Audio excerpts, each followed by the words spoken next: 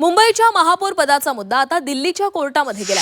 काल रात्री शिवसेनेचे राहुल शेवाळे आणि भाजपचे मुंबई अध्यक्ष अमित साटम यांची चर्चा झाली। या बैठकीमध्ये सकारात्मक आणि खेळीमेळीच्या वातावरणामध्ये चर्चा झाल्याची माहिती मुंबई भाजप अध्यक्ष अमित साटम यांनी दिली आहे। मुख्यमंत्री फडणवीस दावोसमध्ये असले तरी शिंदेंसोबत संपर्कात असल्याचंही साटम यांनी सांगितलंय। राहुल शेवाळे अमित साटम यांच्यामध्ये तासभर चर्चा झालेली आहे। राहुल शेवाळे अमित साटम यांच्यामध्ये तासभर चर्चा झाली। महापौर निवडीनंतर स्थायी समितीचा निर्णय घेतला जाणार असल्याचं देखील सांगितलं गेलंय।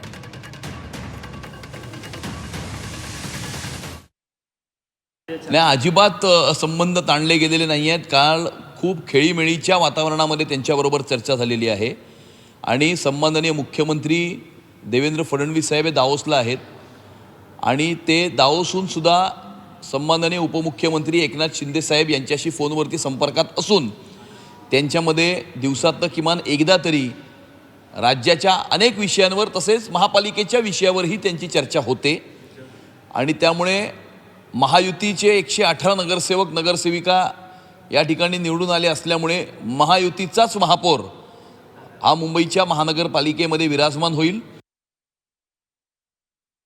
आतली माहिती इतकीच आहे की शिंदेना कोणी धूप घालत नाही मेयरपदासाठी आणि मुंबईच्या मेयरपदासाठी प्रथमच इतिहासामध्ये शिवसेना म्हणून घेणाऱ्यांना बाळासाहेब ठाकरेंचा फोटो लावणाऱ्यांना दिल्लीत